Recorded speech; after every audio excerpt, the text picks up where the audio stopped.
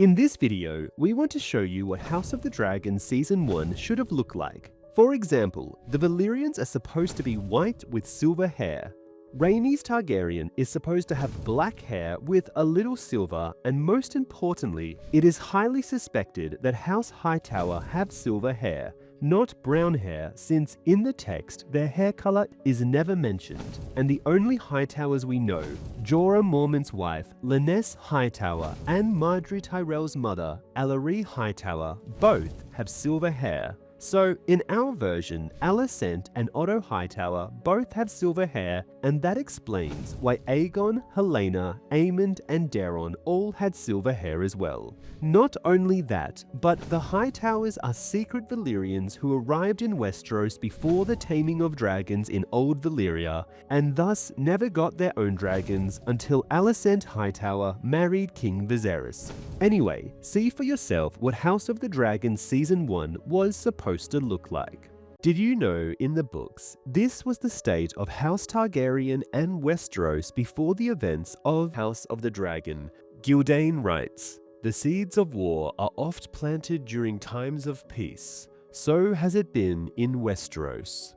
The bloody struggle for the Iron Throne, known as the Dance of the Dragons, fought from 129 to 131 AC. Had its roots half a century earlier during the longest and most peaceful reign that any of the conqueror's descendants ever enjoyed, that of Jaehaerys I Targaryen, the Conciliator. The old king and good Queen Alysanne ruled together until her death in 100 AC and produced 13 children. 4 of them, 2 sons and 2 daughters, grew to maturity, married, and even produced children of their own. Never before or since had the 7 kingdoms been blessed, or cursed in the view of some, with so many Targaryen princelings. From the loins of the old king and his beloved queen sprang such a confusion of claims and claimants that many maesters believed that the Dance of the Dragons or some similar struggle was inevitable. This is objectively not true. Louis IX had 11 children and a peaceful succession, so did Ramesses II, Casimir IV, Sejong the Great. But this situation is inspired by Edward III, who overthrew Edward II to become king while in France with his French mother, the same way Jaehaerys overthrew Maegor from hiding to become king. Both Jaehaerys and Edward III reigned for 50+ years and had loads of children, and both had their perfect heirs die before them. For example, Eddard III's son, the Black Prince, was the inspiration for Baelor Breakspear. Therefore, after Edward III came the child king Richard II, who ironically was the inspiration for Joffrey and was overthrown by the Lancasters or Lannisters. Anyway, enough English history. What made the Dance of the Dragons inevitable were the actions of the Maesters of the Citadel, the Faith of the Seven, and House Hightower, or as we like to call them, the Old Town Conspiracy. Gyldayn writes, "This was not apparent in the early years of Jaehaerys' reign, for in Prince Aemon and Prince Baelon, his grace had the proverbial heir and despair, and seldom has the realm been blessed with 2 more able princes." Gyldayn writes, "In 62 AC, at the age of 7, Aemon, Rhaenys' dad, was formally anointed Prince of Dragonstone and heir to the Iron Throne. Knighted at 17, a tourney champion at 20, he became his father's Justicar and Master of Laws at 6 and 20. Though he never served his father as Hand of the King, that was only because that office was occupied by Septon Bath, the old king's most trusted friend and companion of my labours. Nor was Baelon Targaryen any less accomplished. The younger prince earned his knighthood at 16 and was wed at 18. Though he and Aemon enjoyed a healthy rivalry, no man doubted the love that bound them.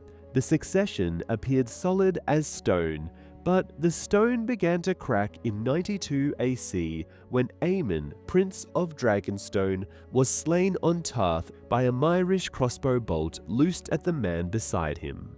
The king and queen mourned his loss and the realm with them, but no man was more bereft than Prince Baelon, who went at once to Tarth and avenged his brother by driving the Myrmen into the sea. Now, there is a theory that a faceless assassin was used to kill Aemon, who was only 37 when he died, since Aemon was such an accomplished man, like Baelor Breakspear, that if he had been allowed to rule, he could have stamped out any potential threat of a Targaryen civil war with his dragon Caraxes and his brother Baelon's help who rode Vhagar. And Baelon would have accepted Rhaenys as next in line following the death of Jaehaerys, but since Aemon died first, Jaehaerys' chauvinism created the first opening for the Old Town conspiracy to exploit and bring about a Targaryen civil war. But really, had Aemon not died, the Targaryen dynasty would have been secured for probably at least 50 years under Rhaenys, with Meleys and Lyanna with Vhagar, both with powerful husbands and children who were also dragon riders. Then Baelor Targaryen with Moondancer would have succeeded, but that's only if Lyanna still ended up marrying Daemon. Maybe in this world, as a way to ensure Rhaenys' line inherited the Iron Throne, Lyanna marries Daemon since he is the most dangerous son from Baelon's line. Gyldayn writes, "On his return to King's Landing, Baelon was hailed as a hero by cheering throngs and embraced by his father the king, who named him Prince of Dragonstone and heir to the Iron Throne. It was a popular decree. The small folk loved Baelon the Brave, and the lords of the realm saw him as his brother's obvious successor. But Prince Aemon had a child. His daughter, Rhaenys, born in 74 AC, had grown into a clever, capable, and beautiful young woman. In 90 AC, at the age of 16, she had wed the king's admiral and master of ships, Corlys of House Valyrion, Lord of the Tides, known as the Sea Snake after the most famous of his many ships. Moreover, Princess Rhaenys was with child when her father died. By granting Dragonstone to Prince Baelon, King Jaehaerys was not only passing over Rhaenys, but also, possibly, her unborn son. The king's decision was in accord with well-established practice. Aegon the Conqueror had been the first lord of the Seven Kingdoms, not his sister Visenya 2 years his elder. Jaehaerys himself had followed his usurping uncle Maegor on the Iron Throne, though had the order of birth alone ruled, his sister Rhaena had a better claim. Now, it's true Targaryen kings do choose their successors. For example, Maegor named the female Arya as his successor, but since Maegor was overthrown in 48 AC, Jaehaerys became king over Arya, who was 6 years old, and her mother, Dreamfire Rhaena, who was 19.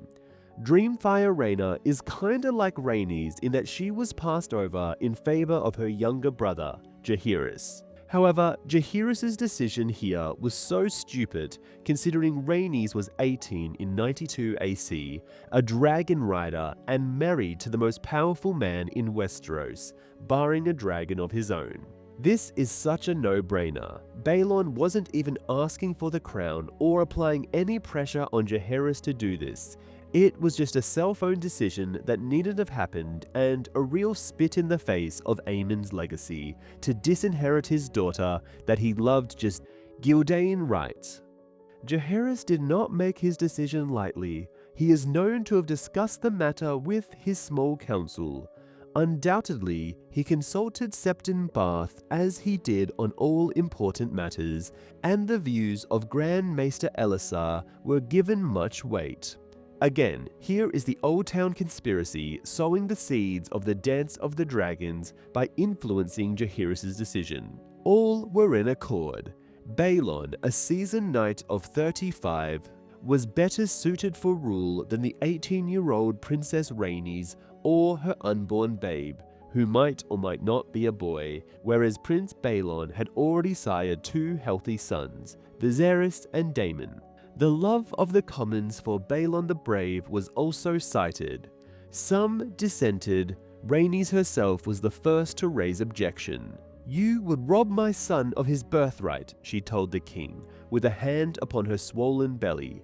Her husband, Corlys Velaryon, was so wroth that he gave up his admiralty and his place on the small council and took his wife back to Driftmark. Lady Jocelyn of House Baratheon, Rhaenys' mother, was also angered, as was her formidable brother, Bormund, Lord of Storm's End. The most prominent dissenter was good Queen Alysanne, who helped her husband rule the 7 kingdoms for many years, and now saw her son's daughter being passed over because of her sex. "A ruler needs a good head and a true heart," she famously told the king. "A is not essential. If your grace truly believes that women lack the wit to rule, plainly you have no further need of me." And thus Queen Alysanne departed King's Landing and flew to Dragonstone on her dragon Silverwing. She and King Jaehaerys remained apart for 2 years, the period of estrangement recorded in the histories as the Second Quarrel. All Jaehaerys did by listening to his Old Town conspirators was divide the House of the Dragon, whereas if Rhaenys were heir, Baelon would have been fine with it since he loved his brother. Sure, Viserys and Daemon might have coveted the crown, but neither of them had dragons and were both 15 and 11 years old. What threat were they really? Gyldayn writes, "The old king and the good queen were again reconciled in 94 AC by the good offices of their daughter, Septa Megala, but never reached accord on the succession. The queen died of a wasting illness in 100 AC at the age of 4 and 60, still insisting that her granddaughter Rhaenys and her children had been unfairly cheated of their rights. The boy in the belly, the unborn child who had been the subject of so much debate, proved to be a girl when born in 93 AC. Her mother named her Laena. The next year, Rhaenys gave her a brother, Lenore. Prince Baelon was firmly entrenched as heir apparent by then, yet House Valyrian and House Baratheon clung to the belief that young Lenore had a better claim to the Iron Throne, and some few even argued for the rights of his elder sister, Laena, and their mother, Rhaenys. There were weddings as well.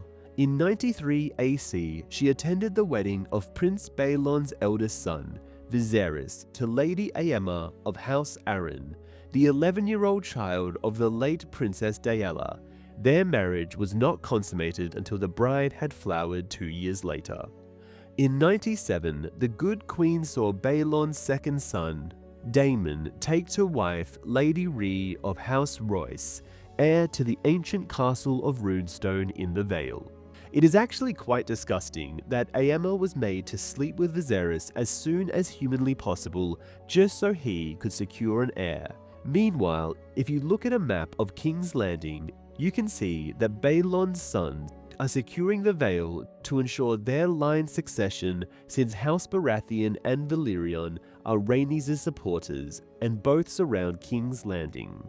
If it does come to war, the Knights of the Vale will ride down and clash with the Stormlords for control of King's Landing, and the fleet from Gulltown will have to face off against the Valyrians. Furthermore, Viserys and Daemon both claimed their dragons after 92 AC to apply further pressure on Rhaenys to accept Baelon's succession to the Iron Throne. Gyldayn writes, "The great tourney held at King's Landing in 98 AC to celebrate the 50th year of King Jaehaerys' reign surely gladdened the Queen's heart as well, for most of her surviving children, grandchildren, and great-grandchildren returned to share in the feasts and celebrations. Not since the doom of Valyria had so many dragons been seen in one place at one time, it was truly said." The dragons there were Vermithor, known as the Bronze Fury. He was one of the largest and most powerful dragons in existence at the time and belonged to King Jaehaerys. Silverwing, a beautiful silvery grey dragon known for being relatively docile and highly synchronized with Vermithor and belonged to Queen Alysanne. Vhagar, the last surviving dragon from Aegon's conquest and the largest living dragon following the death of Balerion, and belonged to Prince Baelon Targaryen. Meleys was known for her speed and her distinct scarlet scales and pink wing skins and belonged to Princess Rhaenys. Caraxes, known as the Bloodworm, a formidable, lean and aggressive red dragon, and belonged to Prince Daemon Targaryen after Aemon's death, and Balerion probably wasn't present but in the dragon's pit and belonged to Viserys. Gyldayn writes, "The final tilt, wherein the Kingsguard knights Sir Ryam Redwyn and Sir Clement Crabbe broke 30 lances against each other before King Jaehaerys proclaimed them co-champions, was declared to be the finest display of jousting ever seen in Westeros. A fortnight after the tourney's end, however, the king's old friend Septon Bath died peacefully in his sleep after serving ably as Hand of the King for 41 years. Jaehaerys chose the Lord Commander of his Kingsguard to take his place, but Sir Ryam Redwyn was no Septon Bath, and his undoubted prowess with a lance proved of little use to him as Hand.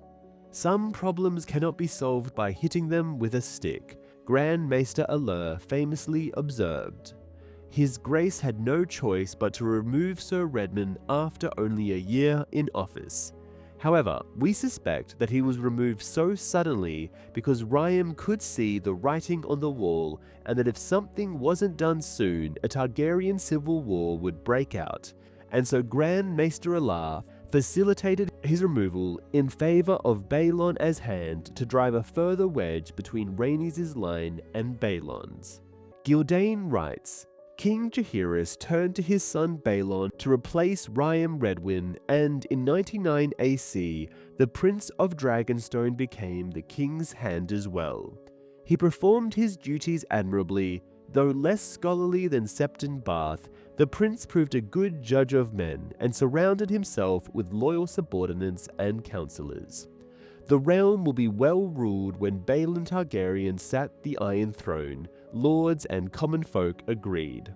It was not to be. In 101 AC, Prince Baelon complained of a stitch in his side whilst hunting in the Kingswood. The pain worsened when he returned to the city. His belly swelled and hardened, and the pain grew so severe it left him bedridden. Runketar, the new Grand Maester, only recently arrived from the Citadel after Allaire was felled by a stroke, and was able to bring the prince's fever down somewhat and give him some relief from agony with milk of the poppy.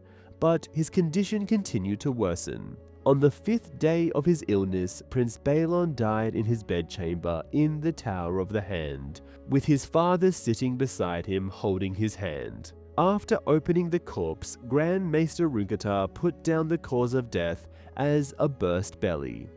All the 7 kingdoms wept for brave Baelon, and none more so than King Jaehaerys. So it is very suspicious that Baelon's death occurred after Allure died and Runketar arrived. Like, the timing is too conspicuous that the heir to the Iron Throne dies by an illness that only a Grand Maester could diagnose and treat, just as the old Grand Maester dies and is replaced by a new one from the Citadel. Gyldayn writes, with both of the heirs apparent dead and burnt, there was no longer a clear successor to the Iron Throne, but that was not to say that there were any lack of claimants. This time, when he lit his son's funeral pyre, he did not even have the comfort of his beloved wife beside him. The old king had never been so alone. And now, again, his grace faced a nettlesome dilemma, for once more the succession was in doubt. Gyldayn writes, Baelon had sired 3 sons by his sister Alyssa. 2, Viserys and Daemon, still lived. Had Baelon ever taken the Iron Throne, Viserys would have followed him without question. But the Crown Prince's tragic death at the age of 44 muddied the succession. The claims of Princess Rhaenys and her daughter Laena Velaryon were put forward once again, and even if they were to be passed over on accounts of their sex, Rhaenys' son, Lenore, faced no such impediment. Lenore Velaryon was male and could claim descent from Jaehaerys' elder son, whilst Baelon's boys were descended from the younger. Moreover, King Jaehaerys still had one surviving son, Vaegon, an archmaester at the Citadel, holder of the ring and rod and mask of yellow gold. Known to history as Vaegon the Dragonless, his very existence had been largely forgotten by most of the Seven Kingdoms. Though only 40 years of age, Vaegon was pale and frail, a bookish man devoted to alchemy, astronomy, mathematics, and other arcane arts. Even as a boy, he had never been well liked. Few considered him a viable choice to sit the Iron Throne. So, in our opinion, Vaegon is a traitor to House Targaryen since he was accepted into the Archmaesters, which Maester Aemon was never accepted into because the Citadel never trusted him, which must mean Vaegon agrees with the Old Town conspiracy's dragonless ambitions and probably advised his father on the best course to further intensify the schism growing between Rhaenys' line and Baelon's line for control of the Iron Throne. However, Rhaenys was too smart to be baited into a self-destructive civil war and would ultimately foil this plan by accepting the outcome of the Great Council with grace and retreating to Driftmark with her husband and children. Rhaenyra would not be as wise. Also, Rhaenys' struggle for the throne is very similar to Empress Matilda of England, 1102 to 1167. She was the designated heir of King Henry I and the first female claimant to see the English throne. She fought a 19-year civil war known as the Anarchy against her cousin Sir Stefan, pretty much the green faction in House of the Dragon. Though she was never formally crowned queen, her son eventually succeeded Sir Stefan as King Henry II. Gildane writes, "And yet it was to Archmaester Vaegon that the old king turned now, summoning his last son to King's Landing. What passed between them remains a matter of dispute. Some say the king offered Vaegon the throne and was refused. Others assert that he only sought his counsel. Reports had reached the court that Corlys Velaryon was massing ships and men on Driftmark to defend the rights of his son, Lenore. Whilst Daemon Targaryen, a hot-tempered and quarrelsome young man of 20, had gathered his own band of sworn swords in support of his brother Viserys. A violent struggle for succession was likely no matter who the old king named to succeed him. No doubt that was why his grace seized eagerly on the solution offered by Archmaester Vaegon. King Jaehaerys announced his intent to convene a great council to discuss, debate, and ultimately decide the matter of succession. All the great and lesser lords of Westeros would be invited to attend, together with maesters from the Citadel of Oldtown and septors and septons to speak for the faith. Let the claimants make their cases before the assembled lords, his grace decreed. He would abide by the council's decision, whomever they might choose. A great council was likely chosen by Vaegon and Jaehaerys because with Baelon dead and his dragon Vhagar out of the picture, Jaehaerys was too old to ride Vermithor, and with Viserys' dragon Balerion unusable and about to die, Rhaenys was going to win. Because this impending war for the Iron Throne would be between a 20-year-old Daemon with Caraxes against a 27-year-old Rhaenys with Meleys, it would be a close thing.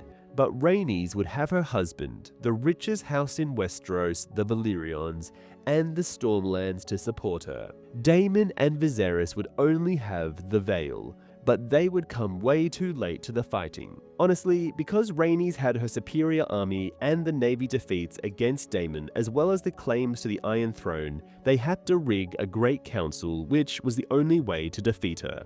It was decided that the council would be held at Harrenhal, the largest castle in the realm. No one knew how many lords would come, since no such council had ever been held before, but it was thought prudent to have room for at least 500 lords and their tales. More than 1,000 lords attended. It took half a year for them to assemble. A few arrived even as the council was breaking up.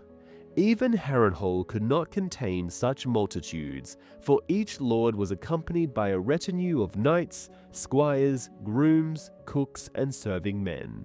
Tywin Lannister, Lord of Castle Rock, brought 300 men with him. Not to be outdone, Lord Mathis Tyrell of Highgarden brought 500.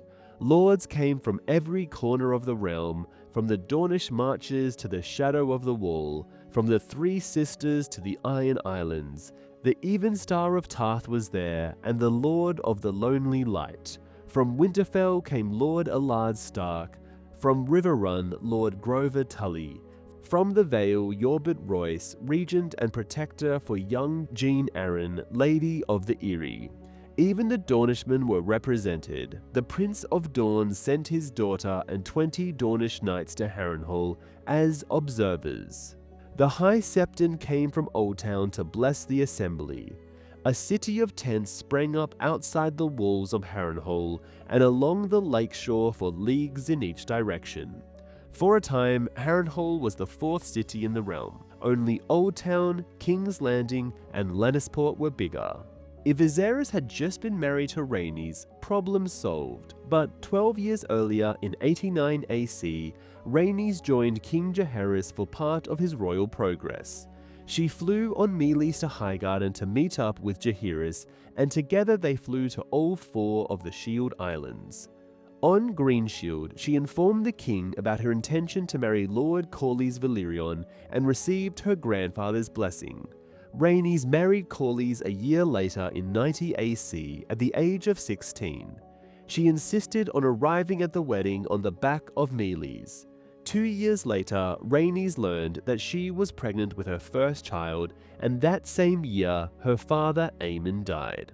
Gyldayn writes, "The tenuous claims of 9 lesser competitors were considered and discarded. One such, a hedge knight who put himself forward as a natural son of King Jaehaerys himself, was seized and imprisoned when the king exposed him as a liar." This probably was Jaehaerys' son that he fathered while building his roads, and the fact that Jaehaerys imprisons him shows you what kind of man Jaehaerys really was. Gyldayn writes, "Archmaester Vaegon was ruled out on account of his vows, and Princess Rhaenys and her daughter Laena on account of their sex, leaving the 2 claimants with the most support. Viserys Targaryen, eldest son of Prince Baelon and Princess Alysanne, and Lenore Valyrion, the son of Princess Rhaenys and grandson of Prince Aemon. Viserys was the old king's grandson, Lenore his great-grandson. The principle of primogeniture favored Lenore, the principle of proximity Viserys. Viserys had also been the last Targaryen to ride Balerion, though after the death of the Black Dread in 94 AC, he never mounted another dragon, whereas the boy Lenore had yet to take his first flight upon his young dragon, a splendid grey and white beast he named Seasmoke.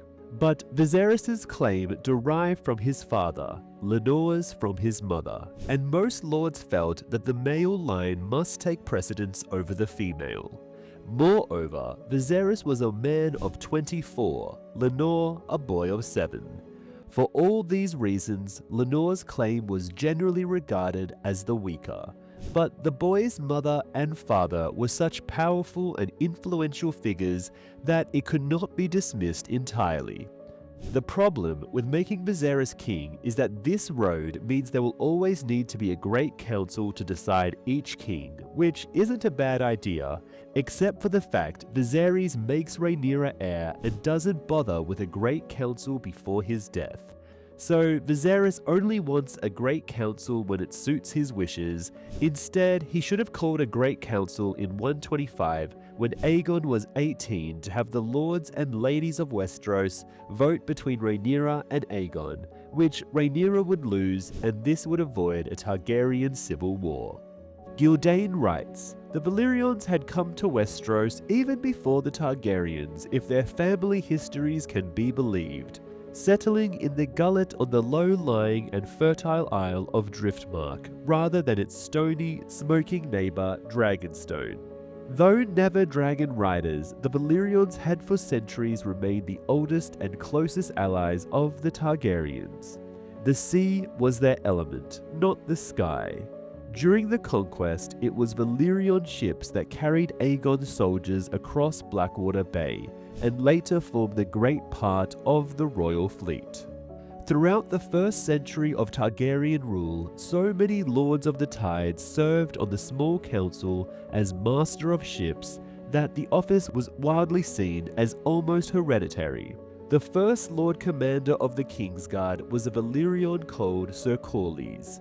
His elder brother, Lord Aethan Valyrian, became Master of Ships for King Aegon I Targaryen. He was replaced as Master of Ships by his own son, Lord Daemon Valyrian. Lord Aethan's daughter, Alyssa, was married to Aegon's elder son, Prince Aenys Targaryen, heir to the Iron Throne, with whom she had 6 children: Dreamfire Rhaena, Aegon the Uncrowned, Jaehaerys and Alysanne. Alyssa Valyrian's son, Jaehaerys, became king at the age of 14, and Alyssa ruled as his regent, aided by her new husband, Lord Rhaegar Baratheon. Alyssa gave Rhaegar 2 children, Boromund and Jocelyn Baratheon. Jocelyn married Aemon and gave birth to Rhaenys, which is why House Baratheon and Valyrian support Rhaenys. Gyldayn writes, "Yet even with such forebears, Corlys Valyrian was a man apart, a man as brilliant as he was restless, as adventurous as he was ambitious. It was traditional for the sons of the Seahorse, the sigil of House Valyrian, to be given a taste of a seafarer's life when young, but no Valyrian before or since ever took to shipboard life as eagerly as the boy who would become the sea snake. He first crossed the narrow sea at the age of 6, sailing to Pentos with an uncle. Thereafter, Corlys made such voyages every year. Nor did he travel as a passenger. He climbed masts, tied knots, scrubbed decks, pulled oars, caulked leaks, raised and lowered sails, manned the crow's nest, learned to navigate and steer." Gyldayn writes, "At age 16, he became a captain himself. In the years that followed, his ships were larger and swifter, his voyages longer and more dangerous. He took ships around the bottom of Westeros to visit Oldtown, Lannisport, and Lordsport on Pike. He sailed to Lys, Tyrosh, Pentos, and Mia. He took the Summer Maid to Volantis and the Summer Isles, and the Ice Wolf north to Braavos, Eastwatch by the Sea, and Hardhome, before turning into the Shivering Sea for Lorath and the port of Ibn. On a later voyage, he and the Ice Wolf headed north once more, searching for a rumoured passage around the top of Westeros, but finding only frozen seas and icebergs big as mountains. If any of you have seen the Terror TV show, you would know trying to sail through the Arctic is absolutely terrifying." Gyldayn writes, "Traders from Oldtown and the Arbor Oft sailed as far as Qarth in search of spice, silk, and other treasures, but Corlys Valyrian and the Sea Snake were the first to go beyond, passing through the Jade Gates to Yitai, which is China, and the Isle of Leng, returning with such a rich load of silk and spice that he doubled the wealth of House Valyrian in a stroke. On his second voyage in the Sea Snake, he sailed even further, to Asshai by the Shadow. On his third, he tried the Shivering Sea instead, becoming the first Westerosi to navigate the Thousand Islands and visit the bleak, cold shores of Nagai and Masovi. In the end, the Sea Snake made 9 voyages. On the 9th, Sir Corlys took her back to Qarth with enough gold to buy 20 more ships and load them all with saffron, pepper, nutmeg, elephants, and bolts of the finest silk. Only 14 of the fleet arrived safely at Driftmark, and all the elephants died at sea. Yet even so, the profits from that voyage were so vast that the Valyrians became the wealthiest house in the 7 kingdoms, eclipsing even the Hightowers and Lannisters, albeit briefly. Gyldayn writes, "Though Corlys had accomplished much and more in life, he was seldom satisfied. In Rhaenys Targaryen, daughter of the old king's eldest son and heir, he had found his perfect match, a woman as spirited and beautiful and proud as any in the realm, and a dragon rider as well. His sons and daughters would soar through the skies, Lord Corlys expected, and one day one of them would sit the Iron Throne. Unsurprisingly, the sea snake was bitterly disappointed when Prince Aemon died and King Jaehaerys bypassed Aemon's daughter, Rhaenys, in favor of his brother, Baelon the Spring Prince. But now, it seemed, the wheel had turned again, and the wrong could be righted. Thus did Lord Corlys and his wife, the Princess Rhaenys, arrive at Harrenhal in high state, using the wealth and influence of House Valyrian to persuade the lords assembled that their son Lenore should be recognized as heir to the Iron Throne. In these efforts, they were joined by the Lord of Storm's End, Borman Baratheon, son of Rhaegar Baratheon and Alyssa Balerion, by Lord Stark of Winterfell, Lord Manderley of White Harbour, Lord Dustin of Barrowton, Lord Blackwood of Raventree, Lord Bar Emmon of Sharp Point, Lord Celtigar of Claw Isle, and others. They were nowhere near enough. Though Lord and Lady Valyrian were elegant and open-handed in their efforts on behalf of their son, the decision of the Great Council was never truly in doubt. By a lopsided margin, the lords assembled chose Viserys Targaryen as the rightful heir to the Iron Throne. Though the maesters who tallied the votes never revealed the actual numbers, it was said afterward that the vote had been more than 20-1.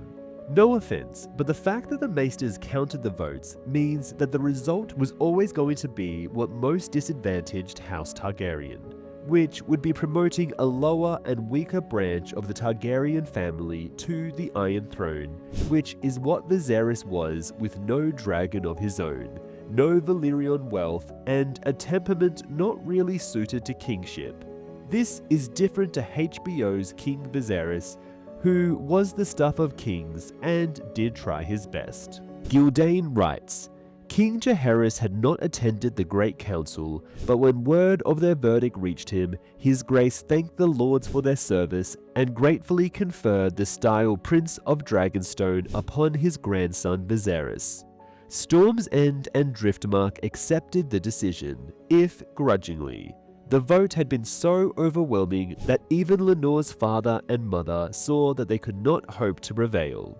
In the eyes of many, the Great Council of 101 AC thereby established an iron precedent on matters of succession, which King Viserys would ignore by the way, so it's not really an iron precedent. Regardless of seniority, the Iron Throne of Westeros could not pass to a woman, nor through a woman to a male descendants. Of the last years in the reign of King Jaehaerys, little and less need be said. As his new hand, Jaehaerys called upon Sir Otto Hightower, younger brother to Lord Hightower of Oldtown. Sir Otto brought his wife and children to court with him, and served King Jaehaerys faithfully for the years remaining to him. There was probably a trade here. Viserys would win the Iron Throne, and Lord Strong, who hosted the Great Council of 101, would be brought onto the small council, and the maesters who counted the votes had Otto Hightower installed as Hand of the King afterwards. We suspect that the Hightowers are silver-haired Valyrians since, in the books, Lenesi Hightower, Jorah's wife, has silver hair and he says she looks like Daenerys. In the histories, we learn House Hightower is ancient, existing since the dawn of days. While most scholars believe they descend from the first men, Maester Yandel says they descend from the seafarers and traders that settled in Oldtown at an earlier time, coming to Westeros before the first men. We believe the Hightowers are Valyrian traders who left before the taming of dragons in Old Valyria and thus didn't get their own dragons. However, with their silver hair and genetics, we know through Alicent that if Hightowers marry Targaryens and get dragon eggs, they can be dragon riders and hatchers. Now, was the Hightowers' plan to usurp the Targaryens with their Valyrian blood, Or did they have dragonless ambitions in accordance with the maesters of the Citadel? As the old king's strength and wits began to fail, he was oft confined to his bed. So Otto's precocious 15-year-old daughter, Alicent, became his constant companion, fetching his grace his meals, reading to him, helping him to bathe and dress himself. The old king sometimes mistook her for one of his daughters, calling her by their names. Near the end, he grew certain that she was his daughter, Sarah, returned to him from beyond the narrow sea. Sarah was a daughter of Jaydeewis that he forced to marry after finding out she had been sleeping around, so she escaped from Westeros and became a wealthy prostitute in the Free Cities. One of her sons even tried to claim the Iron Throne at the Great Council. In the year 103 AC, King Jaehaerys I Targaryen died in his bed as Lady Alicent was reading to him from Septon Bath's Unnatural History. His Grace was 69 years of age and had reigned over the Seven Kingdoms since coming to the Iron Throne at the age of 14. His remains were burnt in the Dragon Pit, his ashes interred with good Queen Alysanne's on Dragonstone. All of Westeros mourned. Even in dawn, where his writ had not extended, men wept and women tore their garments. His grandson Viserys succeeded him, mounting the Iron, and at the time of his ascent, King Viserys was 26 years old. He had been married for a decade to a cousin, Lady Aemma of House Arryn, herself a granddaughter of the old king and good Queen Alysanne through her mother, the late Princess Daela, died in 82 AC.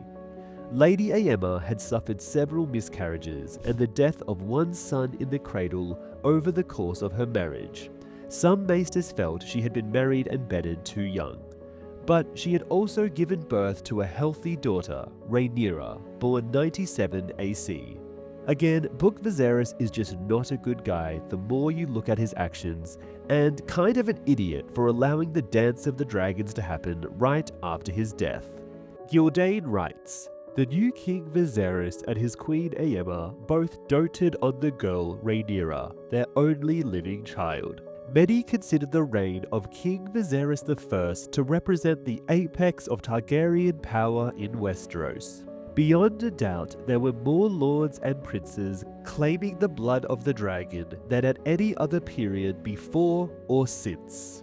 Though the Targaryens had continued their traditional practice of marrying within the family wherever possible, there had also been important matches outside the royal family, the fruit of which would play important roles in the war to come.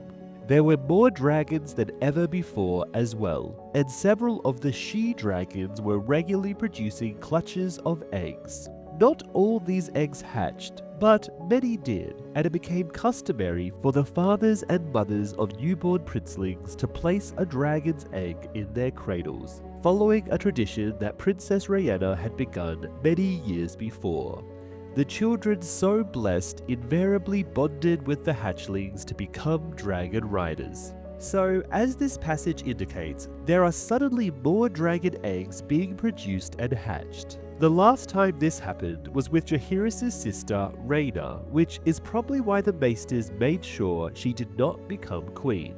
So, in House Targaryen, there are special female Targaryen with she-dragons who can produce and hatch dragon eggs, such as Dreamfire Rhaena, who placed a dragon egg in the cradles of her younger brother Jaehaerys and sister Alysanne, from which their dragons Vermithor and Silverwing hatched.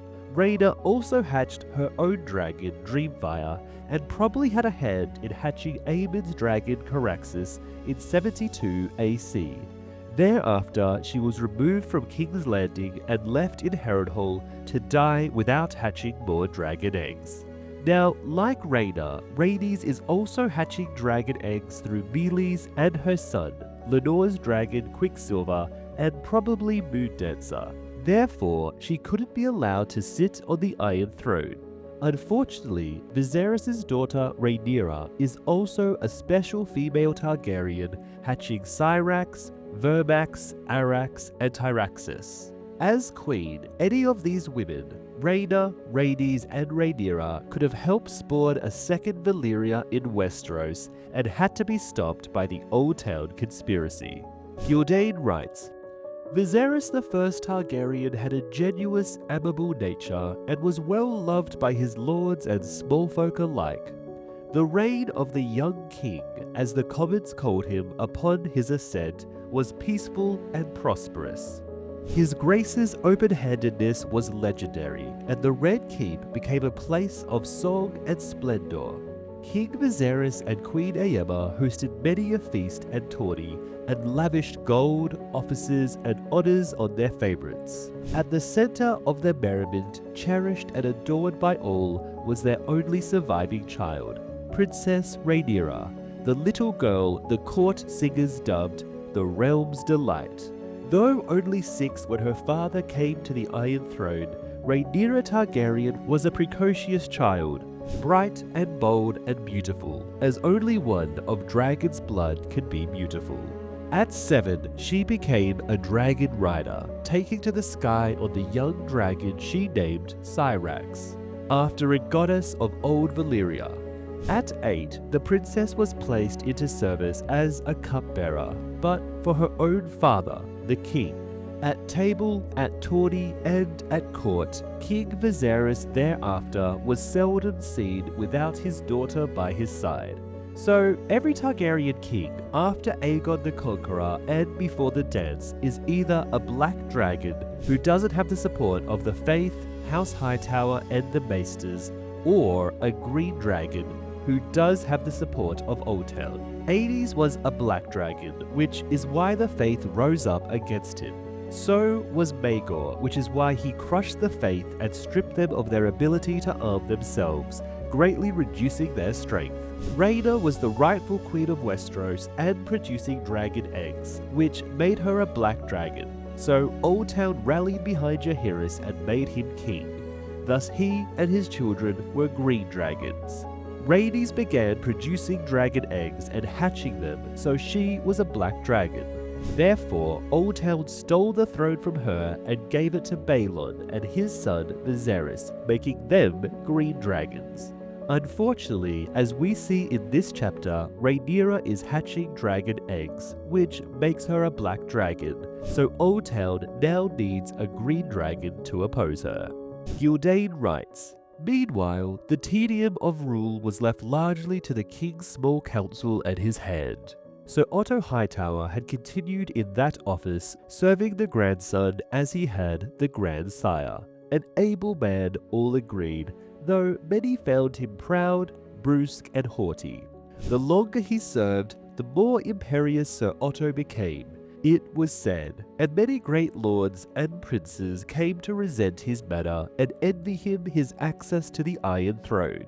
The greatest of his rivals was Daemon Targaryen, the king's ambitious, impetuous, moody younger brother. As charming as he was hot-tempered, Prince Daemon had earned his knight's spurs at 6 and 10, and had been given Dark Sister by the old king himself in recognition of his prowess. Though he had wed the Lady of Runestone in 97 AC during the old king's reign, the marriage had not been a success. Prince Daemon found the Vale of Arryn boring. In the Vale, the men sheep, he wrote. You cannot fault them, their sheep are prettier than their women. And soon developed a mislike of his lady wife, whom he called my bronze.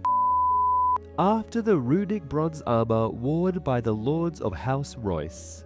Upon the ascension of his brother to the Iron Throne, the prince petitioned to have his marriage set aside. Viserys denied the request, but did allow Daemon to return to court, where he sat on the small council serving as Master of Coin from 103 to 104, and Master of Laws for half a year in 104.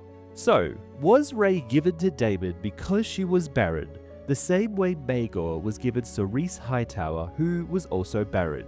It is very difficult to say. It could be a coincidence, but it does seem plausible that twice the more powerful younger brother has been given a wife with which he cannot produce an heir, as a way to shore up the weaker older brother's reign.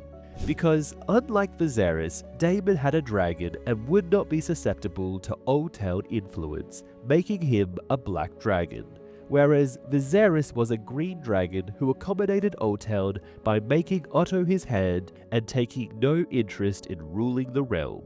Gyldayn writes, "Governors bored this warrior prince, however. He did better when King Viserys made him commander of the city watch. Finding the watchmen ill-armed and clad in oddments and rags, Daemon equipped each man with dirk, short sword, and cudgel, armored them in black ringmail, and gave them golden cloaks that they might wear with pride. Ever since, the men of the city watch have been known as gold cloaks. Prince Daemon took eagerly to the work of the gold cloaks, and oft prowled the alleys of King's Landing with his men. That he made the city more orderly no man could doubt, but his discipline was a brutal one. He delighted in cutting off the hands of pickpockets, gelding and slitting the noses of thieves, and slew 3 men in street brawls during his first year as commander. Before long, the prince was well known in all low places of King's Landing. He became a familiar sight in wine sinks, where he drank for free, and gambling pits, where he always left with more coin than when he entered. Though he sampled countless in the city's brothels, and was said to have an especial fondness for deflowering maidens, a certain Laseni dancing girl soon became his favorite.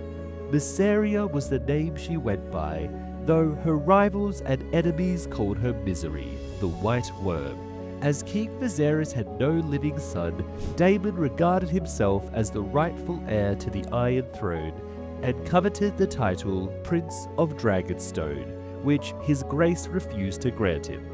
But by the end of the year 105 AC, he was known to his friends as the Prince of the City, and to the small folk as Lord Fleabottom.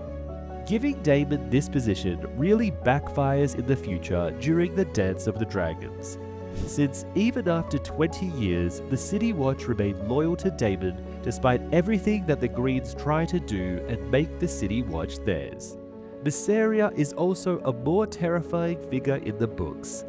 Her and Larys Strong seem to be having a secret underground war for control of King's Landing that the show sadly didn't include. Gyldayn writes, "Though the king did not wish Daemon to succeed him, he remained fond of his younger brother and was quick to forgive his many offences. Princess Rhaenyra was also enamored of her uncle, for Daemon was ever attentive to her. Whenever he crossed the narrow sea upon his dragon, he brought her some exotic gift on his return. The king had grown soft and plump over the years.